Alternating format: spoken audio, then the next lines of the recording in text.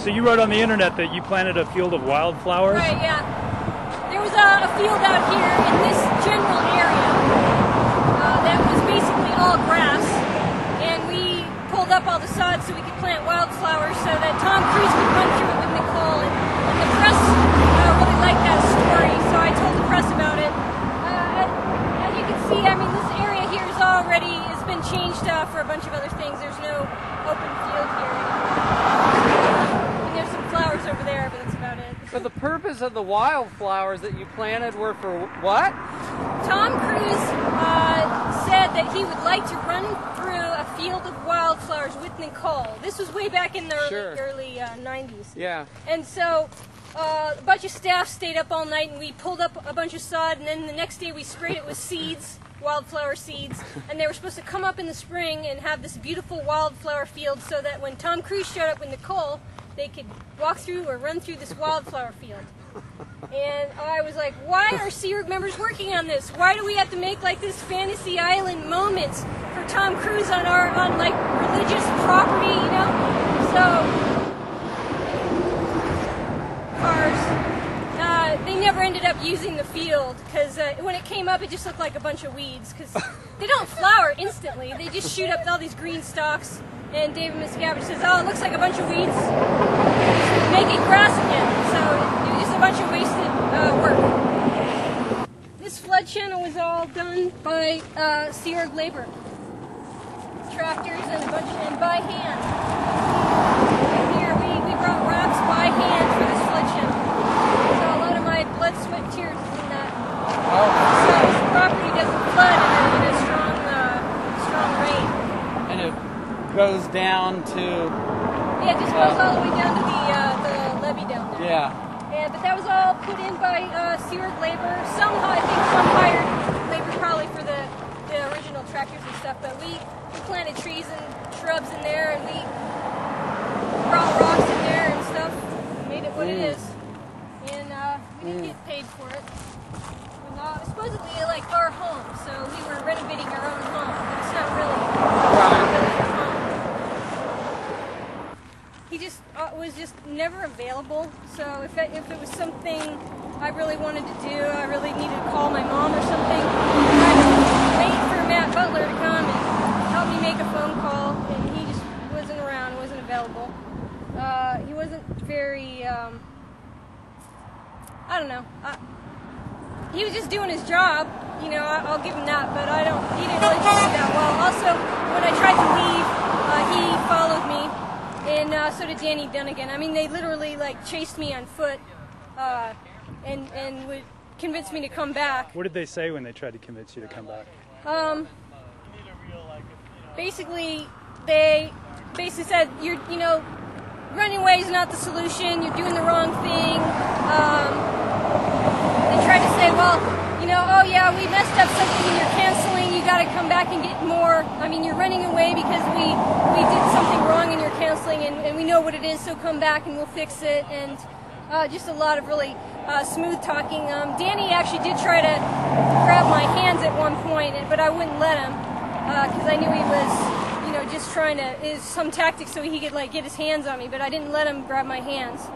And then when I finally made it to the 7-Eleven way down there, Matt and Danny were with me, and they had called in Ken Hoden to come and see me, and they said, look, you know, if you want to go, you can go, but we want you to talk to Ken Hoden first, so just wait here. And then while I was there, they said, well, look, we'll change what's going on. You can talk to your sister, you can talk to your husband, we'll help your counseling, will get fixed, you know, everything will be wonderful if you come back, you know, and don't run away. And I thought, okay, you know, by that time I was just exhausted, and I thought, okay, I'll go back, because I didn't know what to do at the 7-Eleven, so I went back, and I ended up getting stuck there for another couple of months, and finally, and I'd been there for 3 years.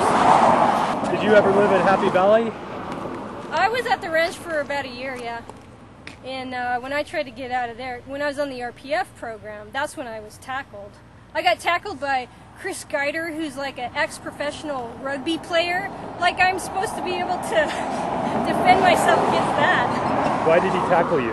because I was trying to walk out. I said, look, I don't want to do this program. I want to walk out. I want to see my family. I want to talk to somebody who's, going to listen to what I have to say. And he wouldn't let me walk out. He just grabbed me and stuck me in a car with another guy. You wanted to leave the property? What was that? You wanted to leave the property? Yeah, I wanted to leave the property. I was trying to get away. I was trying to just walk off. I mean, they say you could just leave any time, but for me, when I tried to leave, I was tackled. I was tackled by two very large men, and I couldn't leave, and I was brought back. And when I tried to leave again, I was again tackled, physically tackled. There was one time when I got my hand broken, and I got a lot of bruises on my back, and that was one of the times that I tried to run away, and I was stopped by another guy who was he's like an ex-bouncer before he got in Scientology or something, so I guess he knew how to deal with people, and that was to break their hands and shove them into bookcases. I don't know why he did that. So yeah, I was physically, stopped on several occasions. When you tried to leave, you said they tried to talk you into returning. Did they ever talk about family members or your sister? Oh, well, the times that I actually did manage to get off of the property, that's when and I was, amongst the real world, that's when they used smooth talking tactics, and were telling me that if I came back, that they would let me speak to my husband, they would let me speak to my sister, they would let me speak to my friends, and we could sort everything out. But when I did return with those promises, I was not allowed to speak to my sister, and I was not allowed to speak to my husband. In fact, I was handed divorce papers that he wanted to divorce me, and he never spoke to me after that. I think he wrote me one letter saying that he never got any of my letters, which is weird. When was the last time you talked to your twin sister? The last time I talked to my sister was in 1997. So 11 years ago. Yes. The last 12 time years I ago. saw her, yeah. And I miss her a lot. I'm surprised that she hasn't given me some kind of sign, but they don't exactly have a mailbox here that you can put anything into. So if she did want to talk to me, she wouldn't really be able to. So that's why I want to get a gate. You can just walk out the gate, you can stick something in the mailbox, and the security guard won't stop you. Because then I would know, yeah, does she want to leave? I can come by and pick her up. But if she's here and she wants to leave, she doesn't have any way to get a message to me or her family, then she's stuck here. Because it's not like she has a bunch of money and she can just call a taxi. There's no public phone here. There's no public phone here. Like if someone says, I want out, I'm going to call a taxi, I'm just going to go. They can't do it because all of the phone lines here go through the main control switchboard. So if you want to make a call out, you have to go through somebody. And sometimes there are people that get cell phones, but if they get in trouble or if they express some doubts at all in one of their counseling sessions, that cell phone is gone. It's like out of their hands instantly. In fact, computer access is also taken away from you if you express doubts or say that maybe you want to leave. You lose your computer access, you lose your cell phone, you lose your right to drive on and off the property with your own vehicle. You lose the right to go anywhere without someone else present with you. Does the internet have filters here? Can you visit any place on the internet?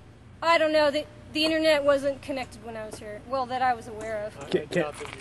No, the Scientology computer system was not hooked into the internet when I was here. If it is, they would definitely have filters. Can you write a letter that's not reviewed by a staff member in authority and mail the letter without having it read or censored? Most of the staff here have agreed to have all of their incoming and outgoing mail checked. Now, if a staff member has some staff members do have the freedom to drive on and off the property. They could probably mail a letter from somewhere else if they wanted to.